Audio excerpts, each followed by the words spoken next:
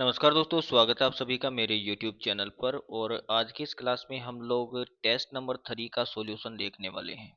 आप लोगों को ये वाला डेटा अगर आपको पूरा का पूरा चाहिए एक साथ एक जगह पे, तो ये देखिए सारे क्वेश्चन जितने भी हम हमारे पास जितने भी क्वेश्चन हैं इस टेस्ट के, जो कि 10 नंबर का है हमारा टेस्ट नंबर 3, वो अगर आप लोगों को चाहिए तो आपको करना क्या है, आपको गूगल पे जाना है। ठीक है, सबसे पहले आपको जाना है गूगल पे। मैं बता देता हूँ, यहाँ पे लिख देता हूँ। चलिए, सबसे पहले आपको जाना है गूगल पे। ठीक है, सबसे पहले आपको, एक मिनट रुकना, सबसे पहले आपको गूगल पे जाना है ना। सबसे पहले आपको जाना है गूगल पे। गूगल पे जाने के बाद में आपको उसमें सर्च करना है MUNDWALSIR। ठीक है, जब आप इस पे जाओगे तो एक वेबसाइट खुलेगी फ्री वाली, है ना। जो फ्री वाली वेबसाइट है वो खुलेगी, और वो एक ब्लॉगर वाली वेबसाइट है। उसका लास्ट का डोमेन ये मिलेगा BLOGSPOT.com। ये इसका लास्ट का डोमेन आपको देखने को मिलेगा। ठीक है ना।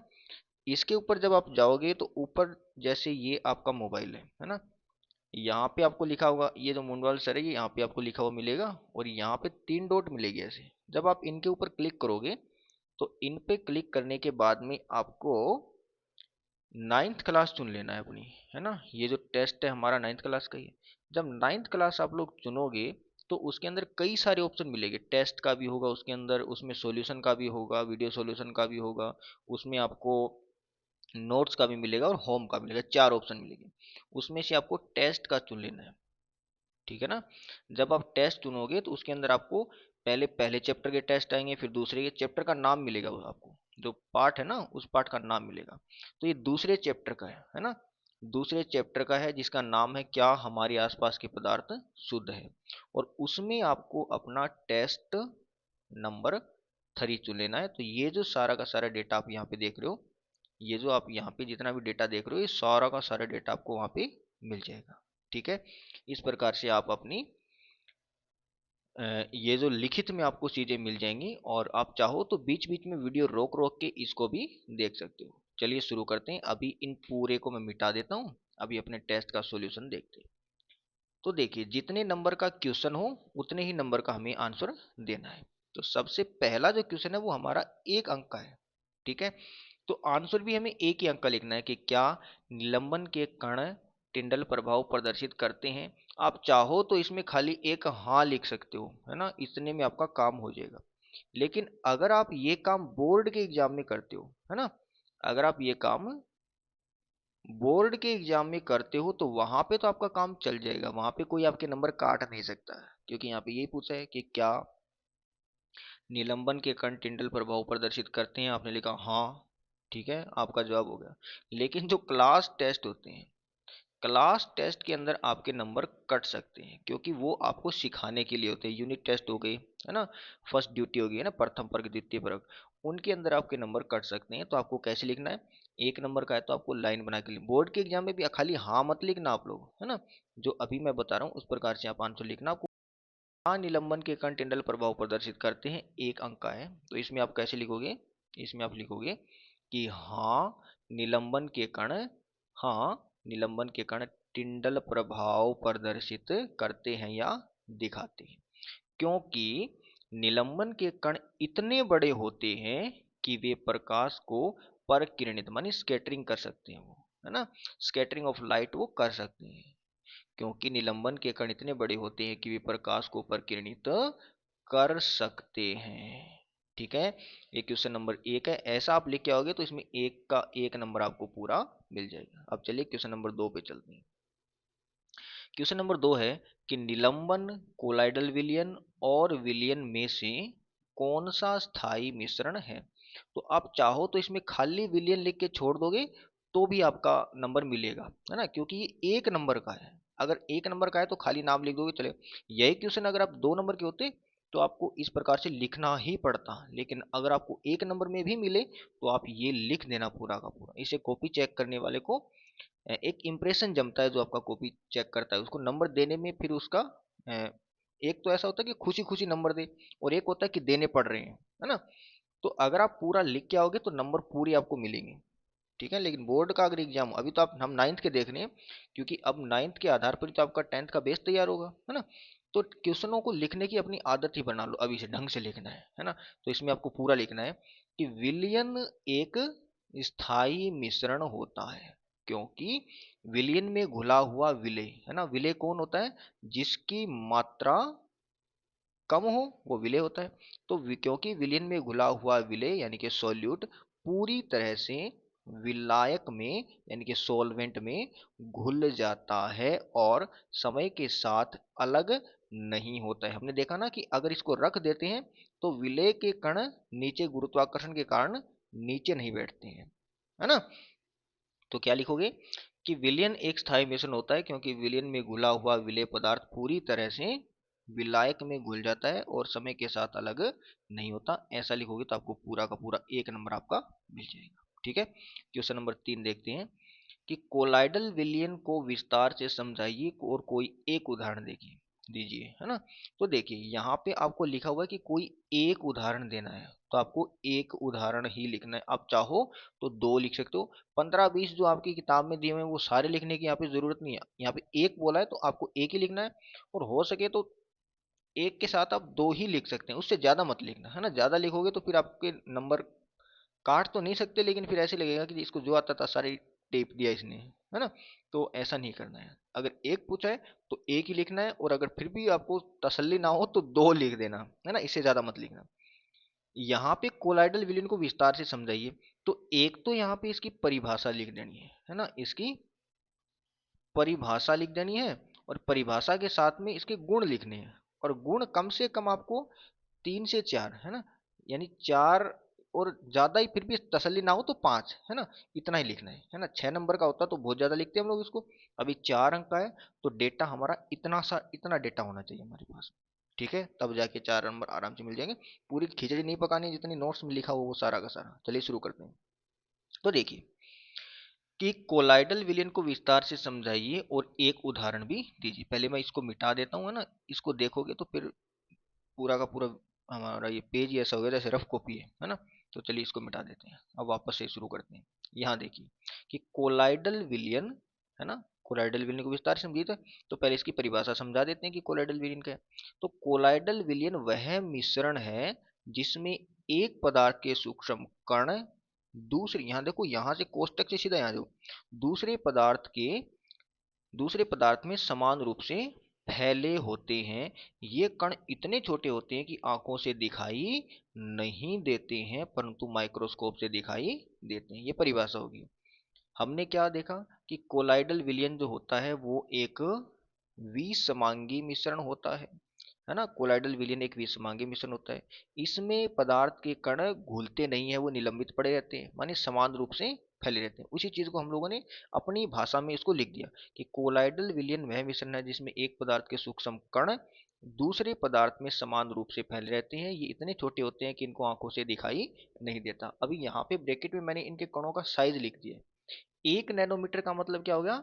10⁻⁹ और 1000 नैनोमीटर का मतलब क्या होगा? 10⁻⁷मीटर। हमें पता है ना कि 1 नैनोमीटर में 10⁻⁹ होता है।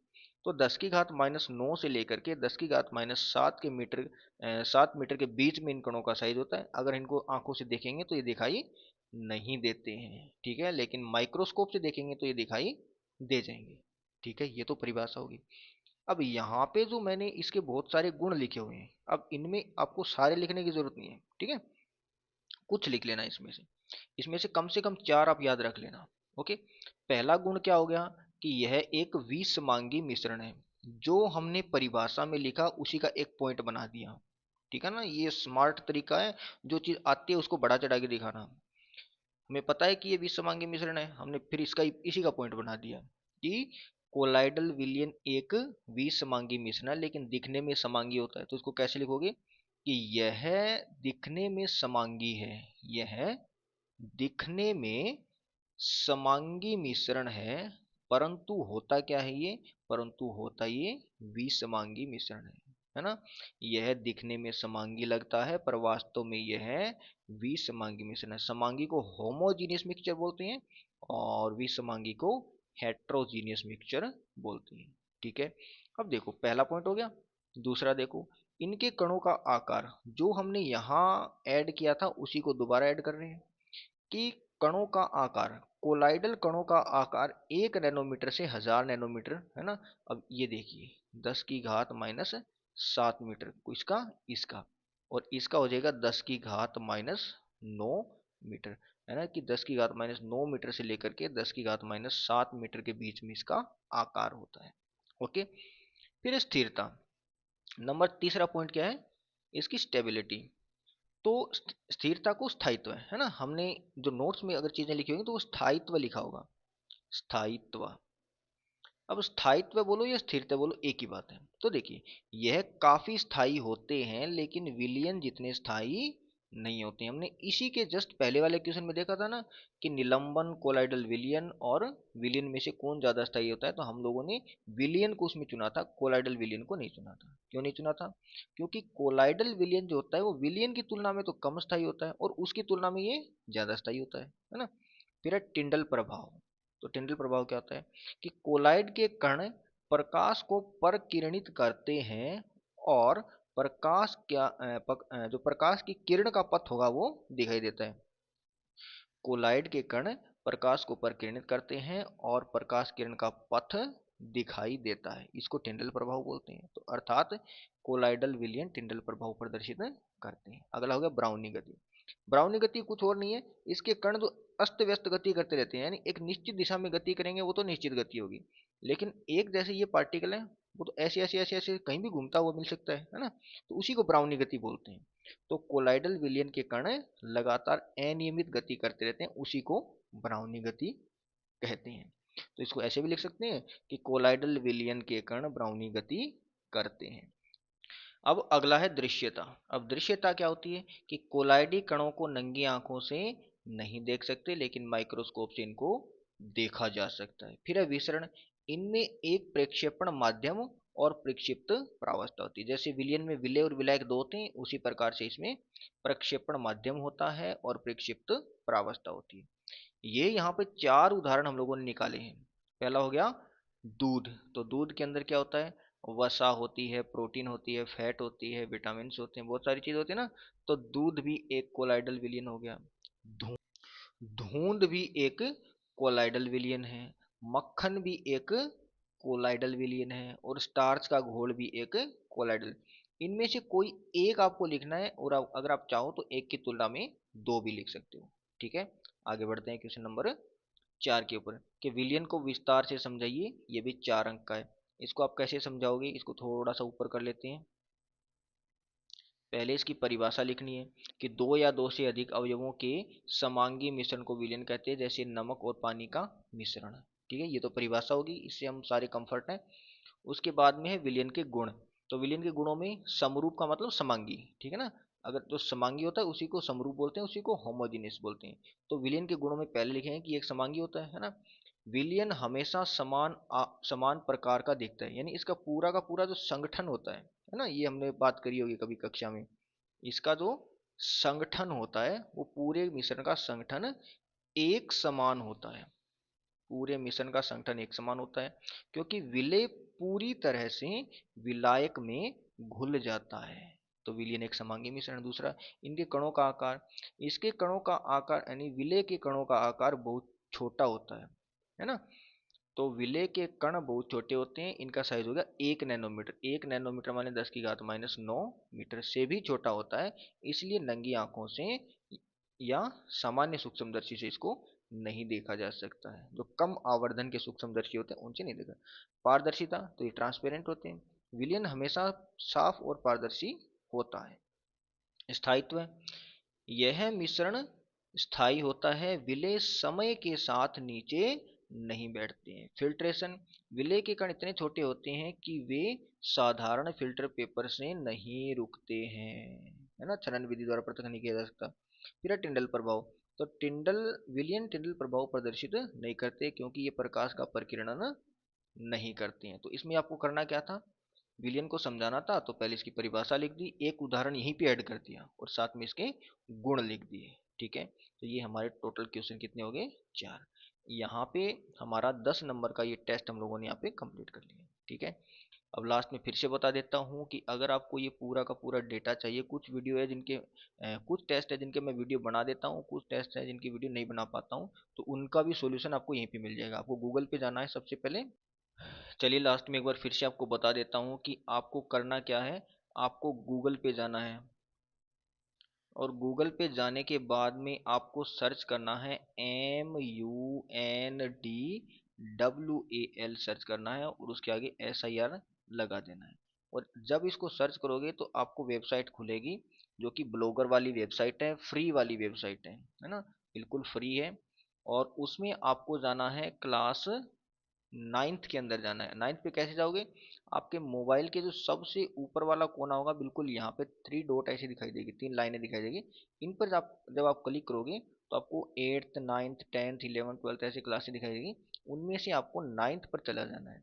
और 9th पर चले जाने के बाद में आपको कई सारे ऑप्शन दिखाई देंगे, जिसमें पहला होम का होगा, दूसरा नोट्स का होगा, तीसरा टेस्ट का होगा, चौथा वीडियो सॉल्यूशन का होगा।